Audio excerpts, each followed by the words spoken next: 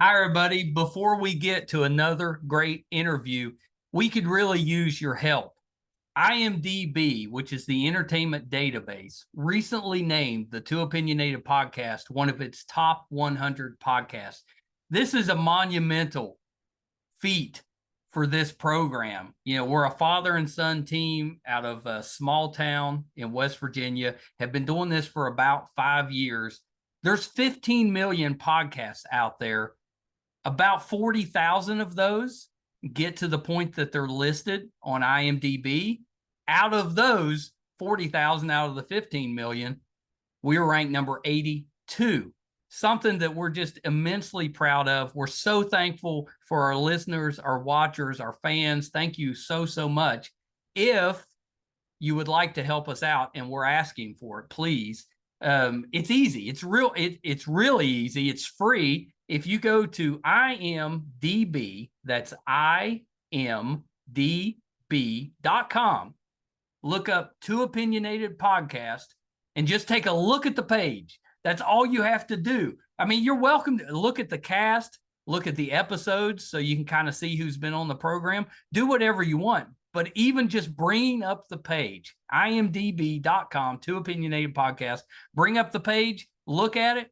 That helps us so much. So please, if you can do anything, we would really appreciate that. Our YouTube channel is MeisterCon Pod. Love to have your subscription there. It's also free. And you can also check out our website, meistercon.com, where you'll find almost 700 episodes, audio and video, available on there. There's also a terrific blog from Brett, and it'll let you know anything that we have going on in studio, if we're covering a convention, if we're going on location, anything that we have going on will be on the website, meistercon.com. Thank you guys so, so much. We appreciate you so much. I can't express enough how appreciative we are of all of you. We never expected to do as well as we have, and that's all because of you. Thank you so much. Enjoy that interview. Bye, everybody. Hi, everybody. Welcome to another edition of Two Opinionated. Really excited today. I've got actor, writer, director Burt Binder with me. So welcome, Burt. Thank you so much for having me. I'm happy to be here. Burt Binder, it's a great Hollywood name. I like it, but it could also be like a someone starring in a Western. That's a good Western, starring name, I think, Burt Binder. I appreciate that. It's definitely, as I've grown older, I've learned to appreciate the alliteration. Yeah, right. It's easy to remember. Peter Parker, Reed Richards provides. I think there you go. Yeah, Marvel. They're all about using the same letter in both. Right. When I was little, I thought it was a weird name. I wanted it to be like just a Rick or a Chris or a regular name. But over the last few years, I've definitely come to appreciate it. Yeah. You should. That's a good name. Thank you very much. So I know we have to talk about Halfway to Amarillo, but before we do, tell me a little bit about what got you into the entertainment business. Why did you want to go into that business? Not an easy business to go into. It is not an easy business. It is not an easy business. I grew up in the entertainment business. My father is an entertainer. He's a director. He's a writer. He's an actor as well. His name actually enjoyed him in Minority Report. It's really good. Right. Yeah. So if you're watching this, he's the wonderful character in the Minority Report who got kicked out the window by. Right. I remember I didn't really understand what my dad did for a living, and I remember I was in kindergarten or something like that, and a few friends of mine, I remember they were asking what my dad did, and one of the older kids, I think he was at the time it was first grade, but he felt like he was 20. He was like, hey, your dad was in Minority Report, right? And then and I hadn't seen it, and the other guy chimed in and he goes, yeah, he's the guy who got kicked out the window. And I'm like, what does that mean? I had no idea what that meant. I had no idea what context. And then I watched it, and I mean, if you're going to go, that's a great on-screen way to go. I gotta hand it to my dad because that is not a forgiving role. That is a brutal role. That is not a charming role. There's not a lot of redeeming qualities, but he definitely killed that role. Yeah. You know, but you know, at the end of the day, like the opportunity to work with Steven Spielberg, I think that yeah, you have to take that. Any role play, you know. But yeah, no, so that was kind of my introduction to what he did for a living, and then I got to start to go on sets, and you know, he's always directed his own movies as well, and so that was kind of the family business in a way. Yeah. You know, again, doesn't make, I mean, it definitely has its advantages. It's still an extremely difficult business, but it is kind of it was kind of like, you know, if we built cars, I'd probably go into the auto industry. Well, you that's know, right. you I know, mean, at so least it allowed you to be familiar with the business before you got into it. So maybe you weren't, you know, quite as lost as a lot of people who are just trying to figure it out as they go. right.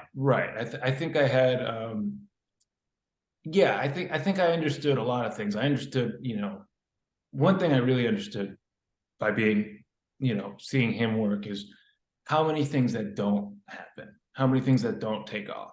You know what I mean? For every one script, and this I think is true across the board. There's 15 that aren't made. You know, there's Oh, at least, yeah. right. So it's like, so it's I saw how the volume. You know, he's so prolific. He writes so much. He's always writing. He always has a new project. You know, this one's going, this one's not going. So we got this one. This one's to this person. This one's he's writing it for this person, and it's just all it's like fishing. You have to have all these strings out. And so I saw the work ethic that he had. I think from a young age, I understood what it took. You know, Yeah. and so I was Well, lucky. and that's an advantage.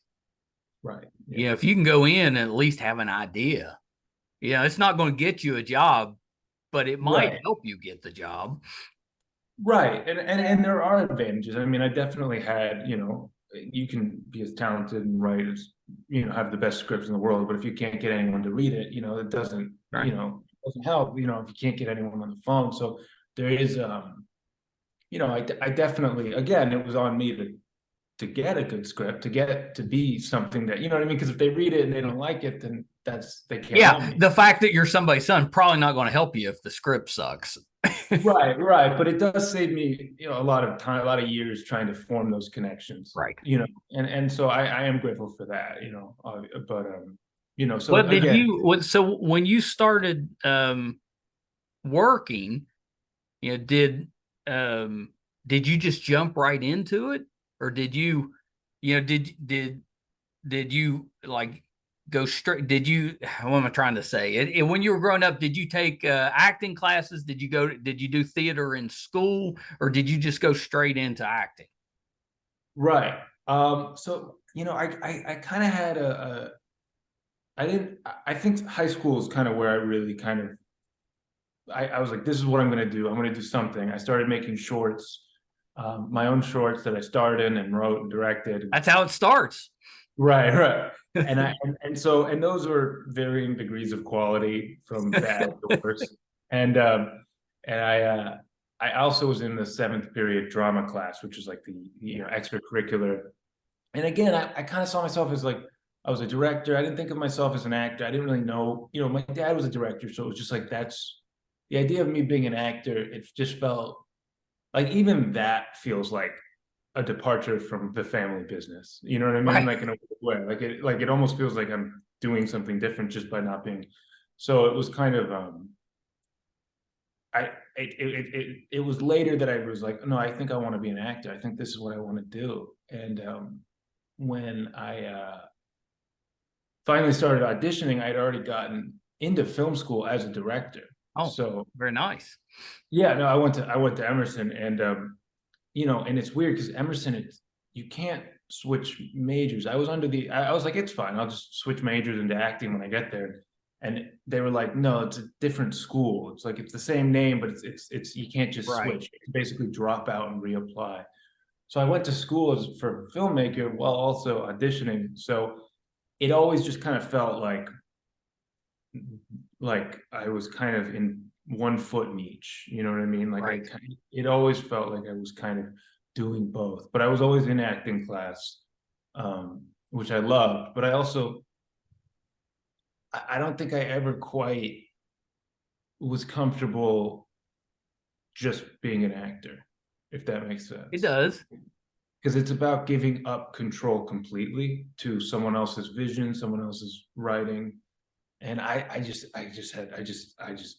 couldn't do that. You know, I wanted to, I You just want to do wanted, your own stuff. I just wanted to go rogue and just start saying whatever I wanted to, you know. And so, and that's, you know, so it's like, that's kind of, I think what I want to do is just, again, like I say, it's almost like, I'm sorry to ramble here, but it's almost like being around a campfire. Like I want to do every part of the storytelling. I want to tell it, I want to perform it, I want to write it. So Yeah, that's, is it difficult? Because I know you directed on this one. Is it difficult to act in something that you're also directing? not if you have good people helping you. Yeah, I mean, it's difficult. I think it's as difficult as you would, I think, imagine, and you know, as anything, you know, worth doing. But I think it's again, like I said, you know, if you're on set, like if you're in the scene, do you have somebody else kind of stepping in as director while you're acting? yeah. So on this one, I had obviously my dad. Yeah. He's the producer, so he was on set, which was incredibly like a big part of how we were able to do it in 10 days. Right. Yeah, that's so fast. Right, and that a big again. I think we would have without him. We'd probably have half a movie shot. But we also had our cinematographer Joshua Smith, Yeah. who is again just, you know, when you're working with, like I said, good people, pros, you know, they you know, if you trust them to kind of do their job, they'll have your back, you know. Right. So that's kind of, again, where the luck comes in. I just had good people that were, you know, invested in making the best project they could make. And Yeah, you can't beat having experienced good people. I mean, right, it's the best because they're usually once you become experienced, you're not just good at one thing, you're good at a lot of different things. So if you need to step in and help somebody, you can do that. right, and you also, and I think with the experience comes with like the ability to, the perspective of what really matters. You know what I mean? Like I'll Yeah. be freaking out about the U-Haul, and I'll be freaking out about, you know, this and that, and it's like at the end of the day, like people with experience, they know like, okay, here's what matters and here's what doesn't. Here's what's a distraction, you know. Right. And so I think that's what I think comes. that's a good point because no matter what job you're in, we all get distracted by just nonsense. And it Right, takes us away from actually accomplishing the important stuff because we're dealing with stuff that probably doesn't really matter. right. Yeah, I mean that's so true, and I think that's, and again, the less experience I have, which on this was very little experience. This is my first Yeah. real project as a director. I've been, you know, shorts and things like that, and also real project as a lead actor. You know, I mean, I'm not, there's I've been in a lot of stuff before, but not as a lead. You know, I've Right. never, you know, been the Yeah, protagonist. that's a step up when you're number Right, one on the call sheet. right. Well, I think we went alphabetical. Actually, yeah. But you know, I think, you know, so the less experience I have, I think the more experience everyone else around me has to have. You know, so I really did lean on, you know, as many people as I could, but also at the same time, like I did have a lot of people who, you know, this was, you know, their first foray into, you know, narrative. You know what I mean? Like Joshua Smith is a great example. uh, you know, he's a very experienced cinematographer, DP, Yeah. but he also was mainly in documentaries and sports, you know. Okay. Yeah, a little different. Right. So he was, so again, it was like experience and not experience. Like he wanted to try narrative, which is why I was able to snag him. Well, Um, so let's talk about the movie. So it's halfway to Amarillo. It came out November the 3rd, I think you said. So what's the movie about? And I know you act in it as well. So what's your role in it? right. So I play Michael. I'm a author who's writing a novel. It's kind of like like Lonesome Dove sort of like Western Oh yeah. novel, and the character gets writer's block, and he gets stuck about halfway through, and the two characters come to life. The originally the outlaw Eli West, who is the protagonist, um, appears in front of him, shortly followed by the antagonist, who's sort of a corrupt sheriff, based loosely on the Gene Hackman character. Oh, for Unforgiven. Yeah, Yeah. and so it's kind of which is a role I specifically wrote for Peter Giles, who Yeah. is hilarious. I mean, I wrote, like, literally as I was writing some of his monologues, I was crying because I knew he would write it. I knew exactly how he was going to say it, and then, I mean, verbatim, like watching him say it, it was like uncanny. So he's someone that I was lucky enough to know before. I love the idea of I was always a reader growing up, and I think those of us that are readers, we always imagine what it would be like if those characters came to life. This movie, they actually do. Right. So again, it's not the first time something like this has been done. I mean, like, you could go to Purple Rose of Cairo, you can go to Stranger Than Fiction, but I think in the terms of like in this genre, like in terms of just like the way it's just, they're kind of the way they come in is kind of like a therapy session. They kind of have like a big sort of group therapy session on the couch in the middle of the movie, and I do think that there was an element of this that I really liked, and I thought in some ways hadn't been done before. So that was the end of the day, and also I was really just looking forward to making something that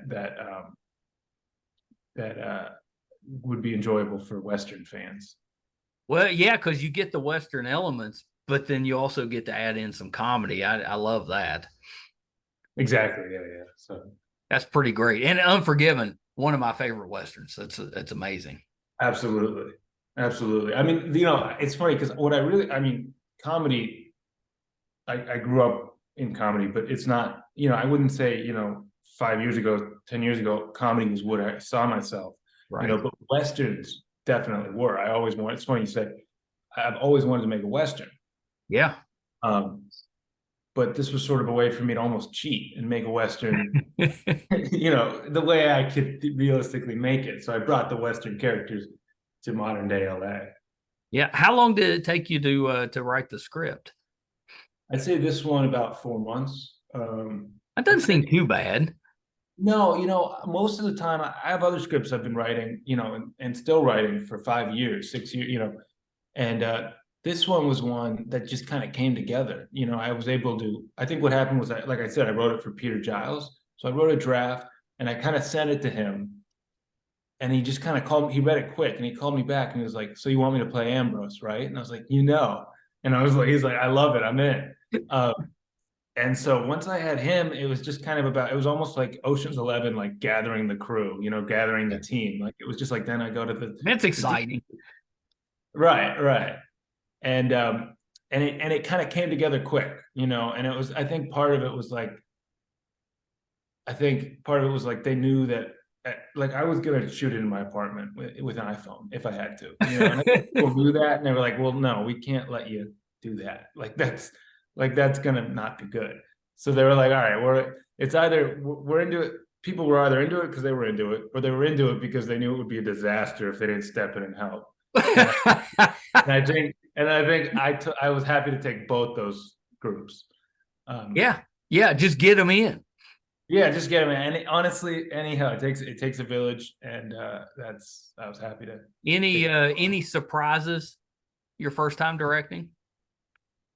Yeah, I mean, I guess surprises in terms of like what I thought directing was versus what it actually was. And a lot of this is going to sound really obvious, but like, to me, directing was like the guy on set who told everybody what to do, before, Yeah. and it was really collaborative on set. It was kind of everybody, it wasn't so much, that's kind of the beauty of smaller projects, because you can do that. You can kind of collaborate on them.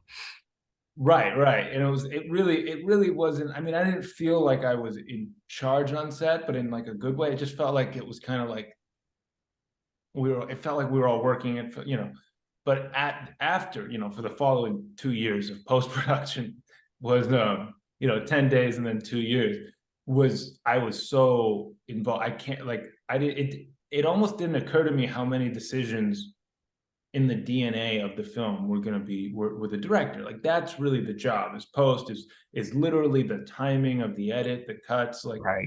the things. Like it didn't occur to me how many, like even though the script, like it's like I was like, well, no, it's the timing of the jokes are in the script, but they're not. You kind of have to really That's right. massage the cut and the music, getting to work with Alan Blickel and Josh Wiener in the music, creating an original score, sitting with them, like that's, if I wasn't directing it, someone else would do that. And like I can't even imagine like the stuff I would miss out on, like if I didn't direct it.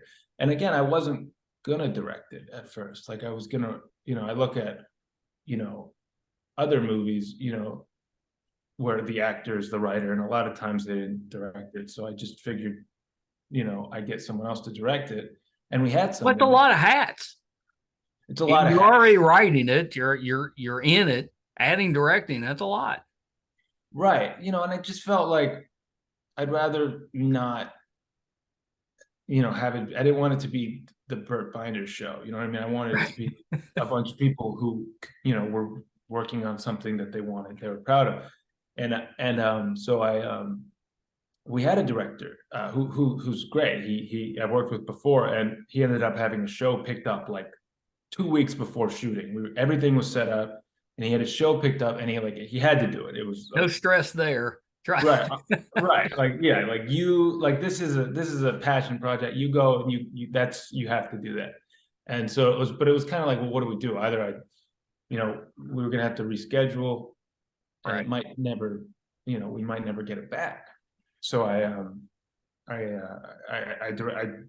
asked me if I wanted to direct, and I said yeah. And so I guess the biggest surprise is how much I love it. I can't imagine anybody else directing it. I can't imagine, the movie not So being directing this one didn't scare you off from directing in the future. It didn't scare me, but it did teach me a lot of things to be aware of in the future. Yeah. Yeah. I don't know if I would do another movie like this on this scale. Like I think I would need, again, like I said, it's everything is doable with help, with the right people. Sure. And I think I would want to do the next one I do it. I would want even more help, especially, but I'm super grateful for the amount of help I had on this one. It's amazing to me that you were able to film it that fast, 10 days. And then it just like it always does, it takes so long in post to get it ready. That's where all the time goes. It's incredible. I mean, real quick before I forget, another huge reason why we were able to film it in 10 days was our producer Ricky Cruz. This was his first time, producing a narrative feature. Yeah. And he, I mean, without him, we would not have been able to do what we did. So I just wanted to give him a shout out. No, you need to get Ricky's name out there. No, I mean, he's incredible. I mean, he killed it. And he again, like he's the reason we were able to do that. And I mean, that's sorry to go back to another surprise. My mind's all over the place. Yeah, that's good. The biggest surprise is how long post is. You know what I mean? Like I was on the last day of filming, I was already like, my mind was like, all right, so it'll be a year before we're in film festivals. Like next year, this time next year we'll be in film festivals. It wasn't until 2 years after that anybody even saw the film, because it's so frustrating that it takes so long. And that's like, as a fan, it's frustrating waiting on something you want to see. But if you're actually the creator and you're starring in it, that has to be kind of rough. Well, it's hard because it's like, on the other hand, like a big part of this is like, I want to get, acting work, like, right. It's like, I don't want to, by the time I get this, they're going to be like, who's this guy? like, so that's part of, it's like, so luckily that's just, a lot of that is just insecurities as an actor and Well, how that's it. I mean, you just got to teach yourself patience, because that's all acting. It's just waiting, constant waiting. you said it. I think that the hardest thing in this industry is patience, and because it's funny, nothing can prepare you as much as they tell you, as much as they warn you, nothing can prepare you for how long it takes between bits of good news, Yeah. between movement, like everything that happens is years between, like this job, like it's crazy how, it'll probably be 2 years before I get my next project made, and that's a good, that's a good schedule, Yeah, right. That's yeah, not bad if you can do a project every couple of years. right. And so that's, I think that's why I write, and that's why I, do, everything as opposed to just acting, because I think I'd go crazy Yeah. if I just was an actor and I was waiting, Yeah, but this way you have a little bit of control. right. The beauty is, like, I remember, one of my best friends is a musician, and he would just go into his record, he has his own music studio, and he would just go make an album, and he'd make a song, and he would just put it out there. Or if he was bored, he would just jam, you know. And I was so jealous, because as an actor, I remember being like 22, just like, no, like waiting, just waiting. And I didn't know what my version of jamming was. Like, how do I, like, how do I just go play? Do I do a monologue in the mirror? Like, so it was like that, when I discovered writing, it was kind of like, okay, this is Yeah. my version of jamming. This is how I do that, and so that's why I think writing is important for any actor, but any creative, it's kind of what it's the one thing you don't need anyone else for. Well, I do this podcast with my son. He does the editing, the hard stuff, and I love that you got to work with your dad a little bit, with him producing some. I mean, that's pretty awesome, just to get to work with your father. It's pretty great. I mean, I'm sure you've experienced, like, it is also, it is working with your dad. The realities of it are still there, That's you right. know, but the privilege of getting to work with someone who, cares about you, cares about your success, cares about your best interest. Like, it's really great. And like, just getting to, like, learn from him. He's been in this industry 40 years. You know what I mean? So getting to work with someone that you trust and knows what they're doing is really great. Yeah. Well, and it also allows you to maybe see them in their element in a different light than you normally would get to see them if you didn't get to work with them. Right, 100%. Like, it was kind of cool seeing him, like saying, like, oh, this is why they pay him. Like, this is what he brings to the table. He's just like, he knew where a camera needed to be. He knew where a light needed to be. He knew, when we had it, when we didn't, when we had to move on. Where the light was in the sky. Like, he just knew it in a sixth sense. You didn't try to drag him into a cameo? I did, yeah. There's a scene where there's a comedian named Bob Nickman who plays a great role. He's really funny. He almost hits one of the characters, and the cowboy, and so they have this sort of standoff, and he's cursing at him, and I wanted that to be my dad, to be a cameo. But he just doesn't. He was like, I don't. I think he just. This was I think it was at a time where it was right before he kind of started doing stand up again. Yeah. And so I think it was kind of like, he was like, no, I'm behind the camera right now. I don't know, but I thought that would have been great. But luckily, he was like, we got Bob Nickman, who was so funny, and a lot of the lines that he said were complete improv, and he killed it. So I worked love out. that, where you give the actor a little bit of room. to kind of find the dialogue that works for them. I love it when movies are able to do that. Right. Yeah. There was a lot of that. There was a lot of like sort of fun, fun moments like that. Yeah. Of course, in a 10-day shoot, you don't have enough time to really play around. Right. That's No, something I think. that's pretty fast. Yeah, I think there's kind of this like, let's just get the scene. But I think that's something in the future that I'd love to do, and I think that's a benefit of having more time. Yeah. Really kind of. Have you ever tried stand up? I tried it once, and it did not go well. I tried it once. I remember I did we were doing a documentary about the Comedy Store, and Yeah. I'd been in acting class, and I'd never really seen stand up. My dad stopped doing stand up before I was born. Right. So that was just never my world. I knew of it at probably as much as anybody else knew about it. But I saw it, and a big part of the documentary was the stand-up's sort of technique, and a big part of their technique is bombing, and the way they talk about bombing as this necessary part of it. You know what I mean? Like, you have to bomb to be good. Like, you have to get better through learning what works, what doesn't work. It's like bombing is like a welcome thing. And as an actor, I'd been in acting class, and that was so foreign to me, because in my mind, like, it was such like you only had so much time each week. Maybe you want to get up and you want to be the best in the class, and you want to do this, and it was just like, I just felt I'd come from this almost debilitating like perfectionism.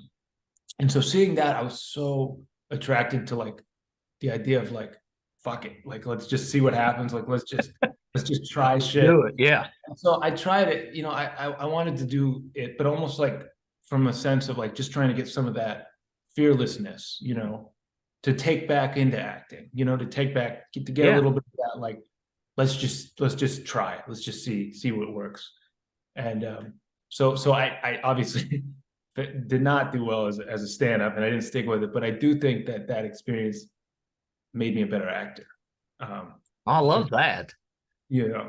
I think, and especially on this, like, I had less of a, I think without that experience watching stand-ups, like, I think I would have been more scared to play this role. Whereas, like, as it was, I was just like, if a take didn't work, we'll just try it again. Yeah. Yeah, and that makes perfect sense. Did I see you produced on a Bob Saget project? Yeah, produced. Yeah, I actually edited that one. That was the first one I actually cut together. Oh, really? Yeah. That was I mean, it was that one was a live show. So anyone who's edited a live show knows that it's pretty much just choosing which camera angle to use. Like, it was, right. Yeah. Do you like when you're doing those, do you take out if something completely bombs, if a joke completely bombs, do you take that out? Well, that didn't really. Probably doesn't happen when you got like a seasoned comedian. Yeah, and at a thing like that, there wasn't any cases of that. We did have like a time limit we wanted to keep it under. Right. So there was some stuff we had to take out because of that. There was some musical things that I think we took out for like rights reasons. Like, a couple, there was a few musical acts. There's some that stayed in there. I think there was one that we took out. I can't remember.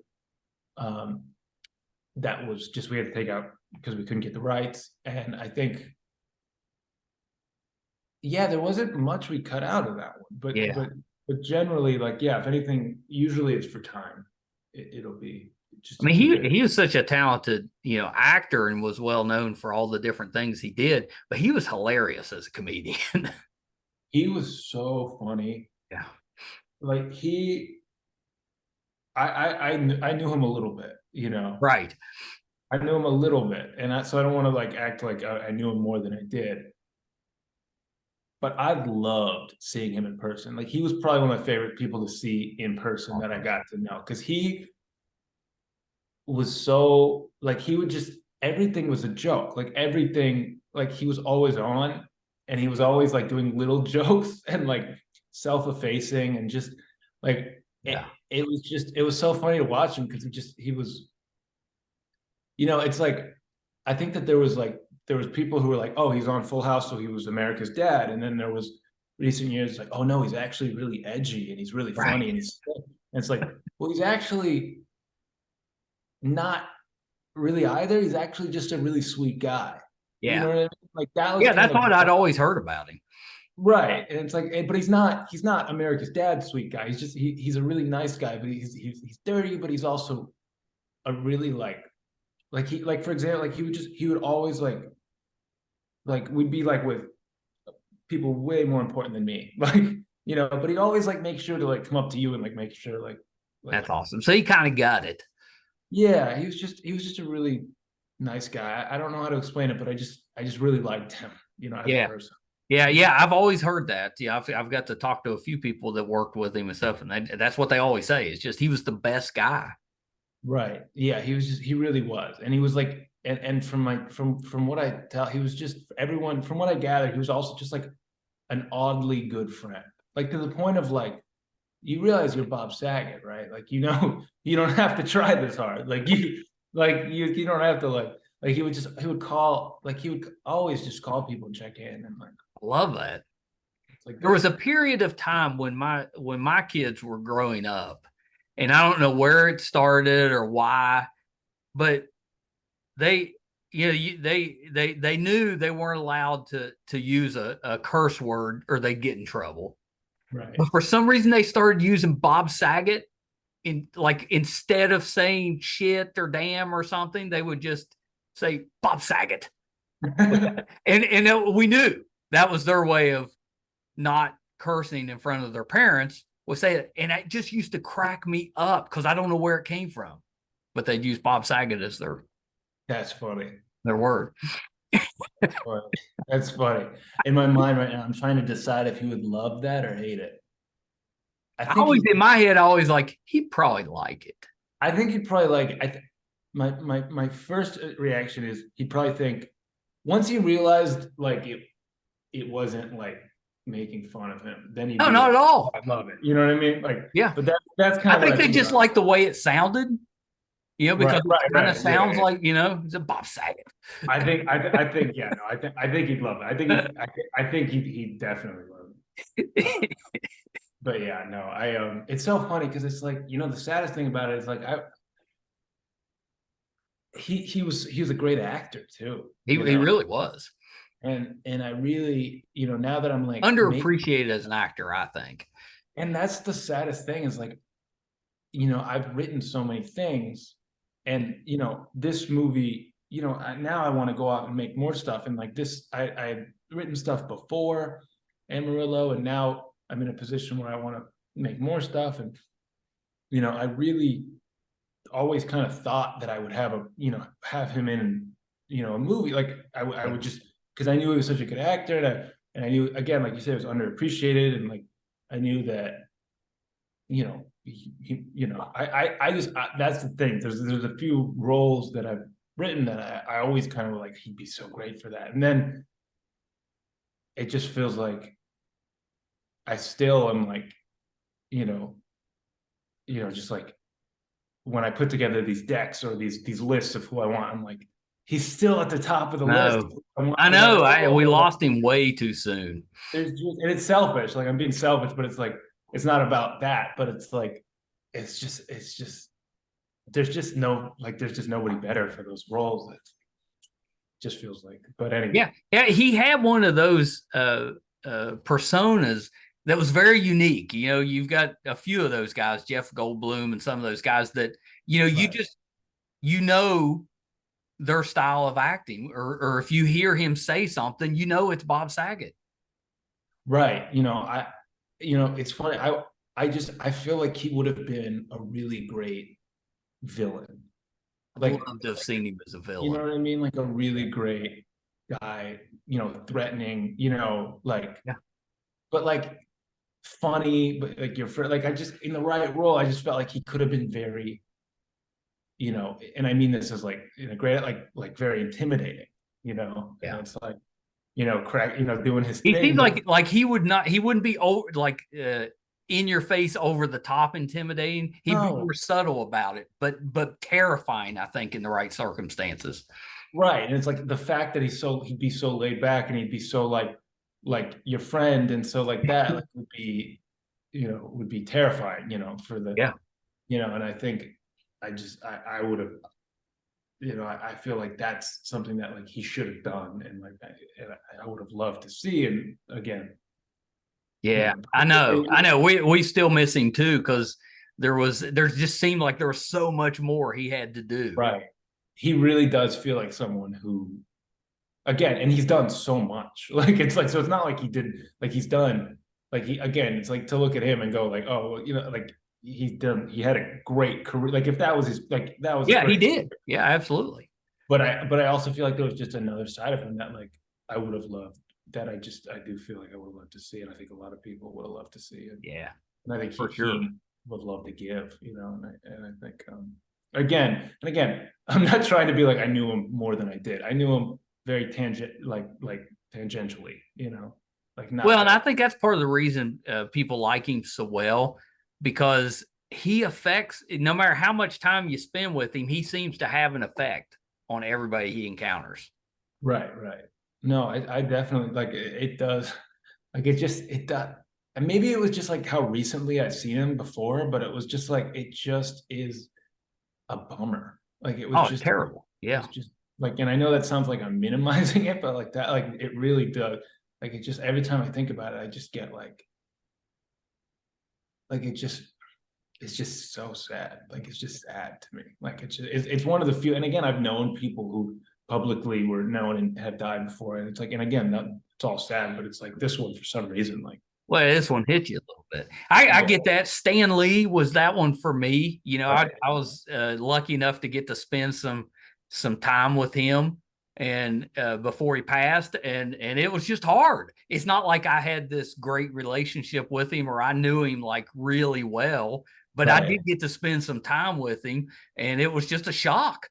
Yeah. And that's somebody. I mean, Stan, at least he was up there in age a little bit, so you knew it was going to happen eventually. With Bob, it was just too early. Right. Yeah. I think, and Stan Lee sucked also. I mean, as a fan of, comic books and everything like that, like that one sucked. I think a little bit was like, it did feel like, yeah, it did feel like Bob was kind of, it did feel, but it's funny. I did meet Stan Lee once at the Aero Theater in LA, and my dad was there, and I got to meet him, and he was so nice. And this had to be around the time like the MCU was starting, Yeah. So my dad had a BlackBerry still, and he took a picture of us, and he went away and he got in a car, and I was like, "Oh, send me the picture," and he was like, "I don't know how to save it on the BlackBerry," and he lost the picture. Oh no! I had this picture of Stan Lee that he just didn't know how to save, so it's I obviously never got to see him again, but I almost had a picture of Stan Lee. Well, I owned comic book stores back in the 80s and 90s. So I was doing conventions all the time, and I would run into him just all over the place. And eventually, we got to the point where he would recognize me, and we could speak to each other and talk. And back then, there was no Hollywood influence on those conventions. It was just the comic books. So he was a lot more accessible back then. And you didn't have to pay for autographs, anything like that. You could just go and sit down and talk to him, which is what happened. And then, of course, once the MCU started, and now conventions, they're honestly better now, but they grew into this where it included, all the TV and the movies and the costumes and all of that, but it changed that, you really, in the later years, you couldn't really go and just sit down and have a conversation with Stan Lee. That wasn't going to happen. You might be able to wait in line for a couple hours and get a couple seconds with him.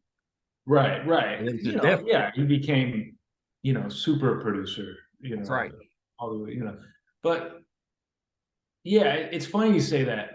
You say that the conventions are better now, You think, because I've heard people talk about how they used to be all about the comics and beauties, but that's an interesting thing because it's like I do think they are better now, but I also feel like they are less about the comics. Well, I mean, for me, I miss the old days because I was a comic book guy. I love sitting and talking to the writers and the artists. That was the best. But being honest, it was, 90% guys going to conventions back then. Right. So I think part of the reason I think it's better now is just it's so much more inclusive. They figured Right. out ways to kind of involve everybody. And that part's Right. better, but it's also gotten so big, you miss the little moments. You miss having conversations with an artist or a writer, or even a somebody that like Jim Shooter or Stan Lee that was kind of running stuff. So that part for me, I miss, but I think overall it's probably a Right. better thing. No, right. I definitely agree in terms of culturally, it is better, and I think, but I just, I remember last time I went, it really felt like the comics were kind of put into a corner, Yeah, they do. Yeah. and, and it It's was not just the like, main attraction anymore. right, but I wonder, like, I wonder if there's a way to keep the inclusivity, but also, you know what I mean? Like if there was like, I wonder if there's, but again, like I haven't been since to the San Diego Comic Con. I went in like 2000. Well, if you're going to go to one, that's the one to go to. So that was crazy. And I can only imagine. I think the last time I went was probably either right as or just before the MCU started. So like, Oh yeah, so it's been a yeah, little while. and it was already the biggest thing I've ever seen in my entire life. So I imagine it's I even know it more. just keeps getting bigger now. Yeah. Like you have to actually plan it. You can't just go and show up and see what you run into. It's too much. If you do that, you're going to miss most of what's there. Right. You have to have an itinerary, and I mean, it's the type of thing that's just. But I do think it is a sight to see for sure. It's wild. I'm looking forward to this weekend. I've got a lot of the guys that I grew up with, that we were friends through school. They're coming in this weekend.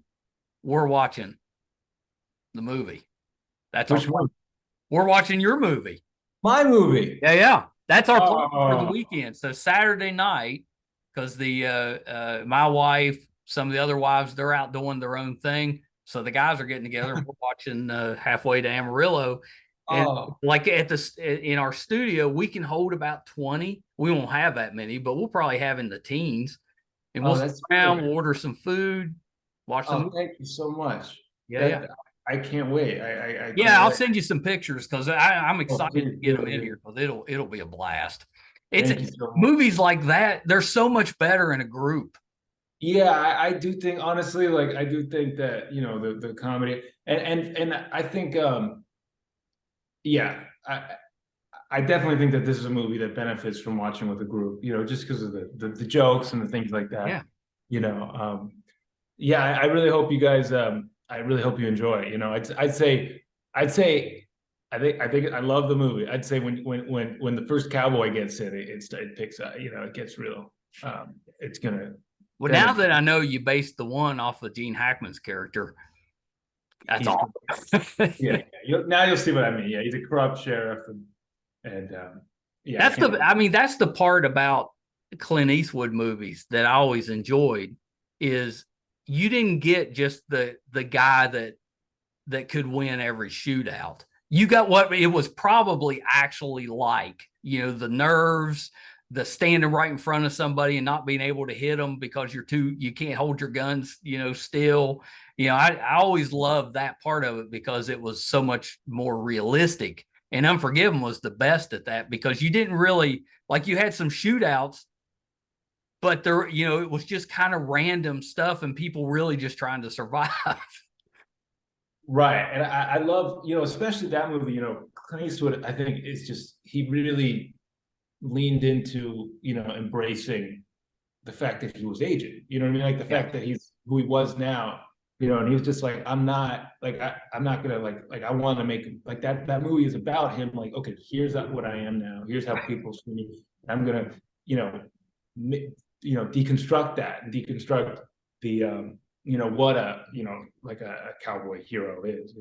you know, it kind of reminds me of The Verdict with Paul Newman. Oh You know, yeah, another great which one. is another great movie. You know, and how he just was like, you know, he probably had 10, 15 more years of playing like the handsome leading man, but he was just like, you know what, like I'm gonna gray, I'm gonna, you know, he's just, and it's just that performance is, you know, one of my favorite performances of all Yeah, time. You know, yeah, me too. Yeah, really, both those movies are just terrific.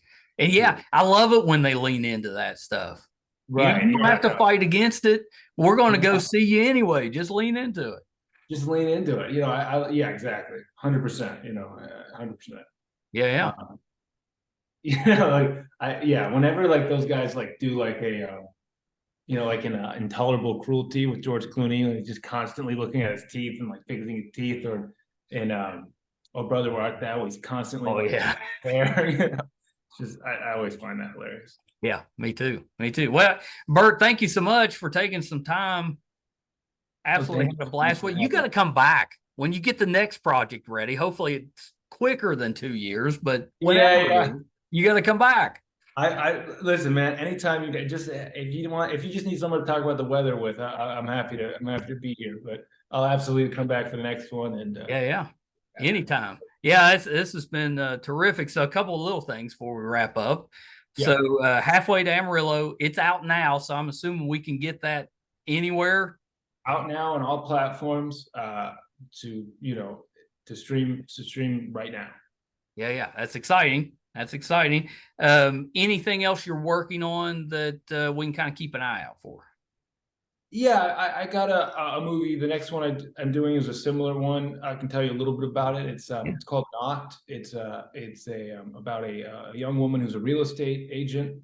She's selling her first house, it's the first listing, and basically there's a knock at the door, and it's a group of inept bank robbers who kind of weasel their way in, just kind of struck out at the nearest bank, and one by one kind of come in and slowly take her hostage. You know, she eventually realizes that she's a hostage, and you know, and goes, and then after that, she eventually realizes that she's kind of the one in charge. So it kind of That fluctuates. sounds great. Where'd you come up with the idea for that? Um, to be completely honest, I saw a friend of mine. He took me to his house, and I was just like, "This is such an amazing house. I want to shoot something here."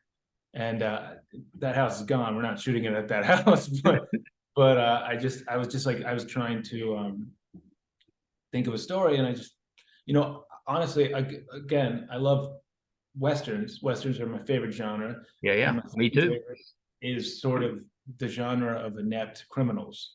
You know, Yeah. I love Oh Brother Where Art Thou, Raising Arizona. You know, Kiss Kiss Bang Bang. You Yeah, know, yeah. it's Well, I was always all like Tim Conway, Don Knotts. They did a lot of those, where they're kind of inept in whatever role they were in. I always enjoyed those. They were a little slapsticky, but right, right. that type of movie appeals to me. So if you've got an inept group of criminals, that sounds awesome. I love it. You know, so I'm just one by one, just making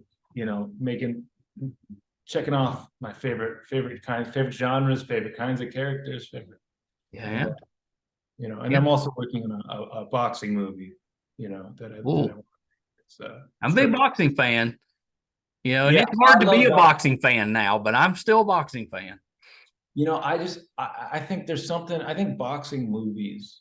There's something about them that's Yeah. so simple and so it's so straightforward with the conflict that I just think translates to the world of boxing translates to the world of screenwriting so well that I think Yeah. Well, that there's something about the guy fighting against the odds right, that, you're that right, and kind of I draws us love in. and it's not necessarily good versus evil. It's not like, oh, this is a villain That's that you right. gotta. It's just a guy that you gotta beat if you want to get what you want, and like that's life sometimes. Yeah, Sometimes it that's comes to exactly right. That's it. so. Well, Bert, you have to come back. Last thing before we go though, where can we find you on social media? My Instagram is Burt Binder with two R's. Somehow Burt Binder was taken. And also Halfway to Amarillo is on Instagram. You can follow us there for clips and pictures from behind the scenes, anything like that. We And always love those.